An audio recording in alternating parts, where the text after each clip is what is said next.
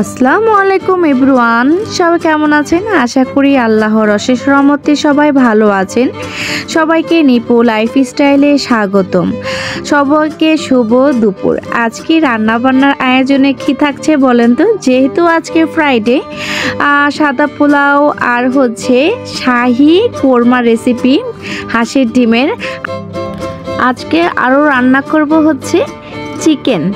আসলে পোলাওর সাথে কোরমা চিকেন না থাকলে তো হয় না। যেহেতু আজকে ফ্রাইডে, সবার জন্য রান্নাটা আমি করব আর সব কিছু গুছিয়ে একসাথে নিয়েছি।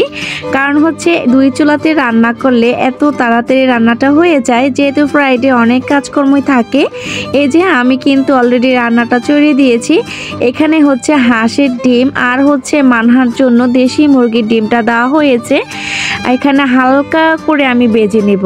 আসলে এই রেসিপিটা আমার এত ভালো লাগে পোলাওর সাথে খেতে। সাদা সাদা একটা ভাব থাকে, কারণ যেহেতু আমি আজকে জাল চিকেন করব, তাই আজকে আমি কোরমাটা করছি। এখানে এই যে দেখেন, আমি এখানে পেঁয়াজ কুচি, কাঁচামরিচ কুচি, তারপর হচ্ছে মশলা যা যা লাগবে সব কিছু একসাথে দিয়েছি। আর এই পাশ দিয়ে আমি চিকেনের জন্য সব কিছু একসাথে বসিয়ে দিয়েছি।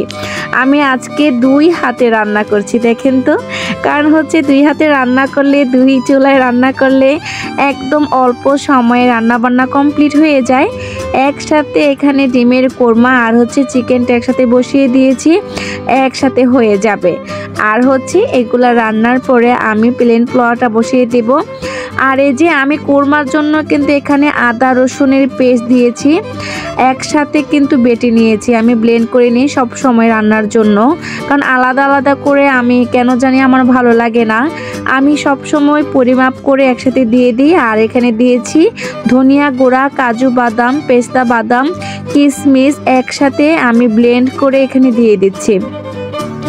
কারণ হচ্ছে যেহেতু আজকে শাহি কোরমা, এখানে যদি আজকে আমি বাদাম পেস্টগুলো না দিই তাহলে কিন্তু সেই টেস্টটা আসবে না। আর এখানে আমি পরিমাণ মতো একটু পানি দিয়ে দিয়েছি।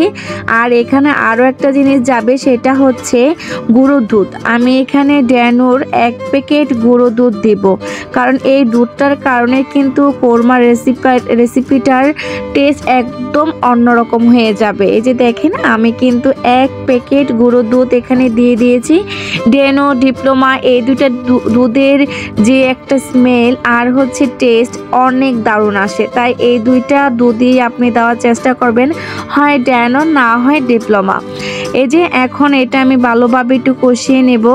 কারণ হচ্ছে আমি এই পাশে এই যে আমি কিন্তু চিকেনের জন্য এই পাশে আদা রসুনের পেস্টও দিয়ে দিচ্ছি, ওইটা ওখানে কষতে থাকুক। আর এখানে আমি পরিমাণ মতো, মানে আপনার মুরগি যতটুকু, আমার মুরগিটা এখানে দেশি মুরগি যেহেতু, আমি এখানে 3 চামচের মতো আদা রসুনের পেস্ট একসাথে দিয়ে দিয়েছি। আর একটু পানি দিয়ে দিলাম যাতে মশলাটা পুড়ে না যায়। আপনারা সব সময় চেষ্টা করবেন মশলা যাতে লেগে না যায়, লেগে গেলে কিন্তু রান্নার টেস্ট একদম পরিবর্তন হয়ে যায়। আর এখানে আমি আমার টেস্ট অনুযায়ী মরিচের গুঁড়াটা দিয়ে দিয়েছি। যে যেরকম মরিচ খান, ঝাল খান, ওইভাবে দিয়ে দেবেন। আর হচ্ছে এখানে আমি হলুদের ফাঁকি দিচ্ছি 1.5 চামচ, 1.5 চামচের মতো এখানে দিয়েছি। আর এখানে দিচ্ছি আমি ধনিয়া গুঁড়া একসাথে। এখন আস্তে আস্তে আমার এই মশলাটা হতে থাকবে। আর ওই পাশে আমার এই যে দেখেন, মশলাটা কিন্তু অলরেডি কষে গিয়েছে। এখন এর মধ্যে আমি একটু টেস্ট আনার জন্য সামান্য পরিমাণ একটু চিনি দিয়ে দেব, যাতে একটু হালকা হালকা মিষ্টি মিষ্টি ভাব লাগে। পোলার সাথে খেতে খুব দারুণ লাগে এই জিনিসটা। এই গ্রেভিটা দিয়ে কিন্তু 1 প্লেট ভাত খাওয়া যায় অনায়াসে। আপনারা যদি আমার রেসিপিটা ভালো লাগে থাকে, অবশ্যই আপনারা এই রেসিপিটা ফলো করতে পারেন। আর এই যে এই পাশে কিন্তু আমার মশলাটা আমি কষাচ্ছি। আসলে মুরগির যে মশলাটা যদি আস্তে আস্তে কষে, আমার কিন্তু খুব সময় লাগবে না রান্না করতে। আর আমার এই মশলাটা কষানো হয়েছে বিদায় আমি এখানে কিন্তু এই যে আমার ভাজা ডিমগুলো দিয়ে দিচ্ছি। এই যে দেখেন, হালকা করে ভাজবেন, বেশি ভাজতে যাবেন না, তাহলে কিন্তু এইটার ফ্লেভারও নষ্ট হয়ে যাবে। আর আমি এখানে পরিমাণ মতো ঝোলের পানিটা দিয়ে দিচ্ছি। এই যে এই পরিমাণটা আমি দেব। আমি একটু মানে গ্রেভিটা একটু গাঢ় গাঢ় রাখবো আর কি, বেশি পাতলাও না। এই যে দেখেন আমার কিন্তু এখানে উপর দিয়ে উঠতেছে, এটা কিন্তু দুধের কারণে এইভাবে উঠতেছে। আপনারা সবসময় এই পর্যায়ে এসে চুলার আঁচটা একটু মিডিয়ামে করে দেবেন, না হলে কিন্তু পড়ে যাবে। আর নাড়াচাড়া দিতে হবে, কারণ হচ্ছে বারবার নাড়াচাড়া না দিলে, যেহেতু এখানে বাদাম আছে তারপরে দুধ আছে, এটা কিন্তু লেগে যাবে।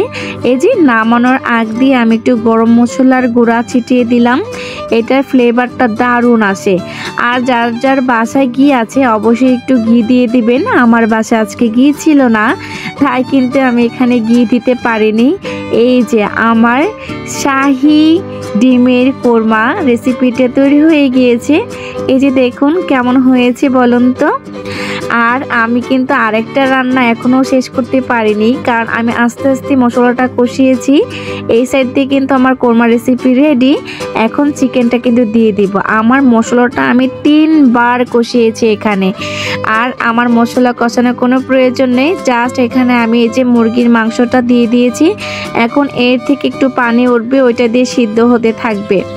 এই যে দেখেন পানিটা কি সুন্দরভাবে উঠে গিয়েছে। আসলে এইভাবে রান্না করলে যে মুরগির গায়ে যে পানিটা থাকে, এই পানিটা দিয়ে এই যে দেখেন অনেকটা কিন্তু 50% সিদ্ধ হয়ে গিয়েছে। এই পর্যায়ে এসে কিন্তু আমি পরিমাণ মতো পানি দিব, জাস্ট অল্প করে, বেশি না। যেহেতু আমি এটা আজকে ভোনা ভোনা টাইপের রাখবো, আর যেহেতু একটু ঝাল ঝাল রোস্টের মতোই, মানে ঝাল রোস্ট যেটাকে বলে, আমরা একটু ছোট ছোট পিস করে নিয়েছি, কারণ এটার টেস্টটা কিন্তু দারুণ লাগে খেতে। এখন ঢাকনা দিয়ে দিলাম, কারণ ঢাকনা দেওয়ার ফলে 10 মিনিট রান্না করব। এই যে দেখেন 10 মিনিট পর কিন্তু আমি ফিরে এসেছি। এই 10 মিনিটে কিন্তু আমার মাংস অনেকটা একদম সফট হয়ে গিয়েছে, একদম সেদ্ধ হয়ে গিয়েছে। এই যে দেখেন গ্রেভিটা এই যে এরকম থাকবে। আসলে আমার এই ঝাল চিকেন রোস্টটা আমার মেয়ে অনেক পছন্দ করে। বাসায় সবাই নামানোর আগ মুহূর্তে আমি কিন্তু গরম মশলা গুঁড়াটা দিয়ে দিচ্ছি, সাথে একটু জিরা ফাঁকি। আর এই যে প্লেন পোলাওটা আমি আজকে মটরশুঁটি দিয়ে করব। এখন এটা আমি ঢাকনা দিয়ে দেব, কারণ হচ্ছে একটু একদম ঝরঝরে করার জন্য। যে এরকম থাকবে হালকা ভেজা ভেজা। এই পর্যায়ে এসে আপনি ঢাকনাটা দিয়ে দিবেন একদম লো আঁচে, সুন্দরভাবে আপনার পোলাওটা হয়ে যাবে। দেখেন আমার কিন্তু এক ধাপেই ঝরঝরে, একদম ঝরঝরে পোলাওটা হয়ে গিয়েছে মটরশুঁটি দিয়ে। যা পোলাও, মানে এই পোলাওটা খেতে খুবই দারুণ হয়।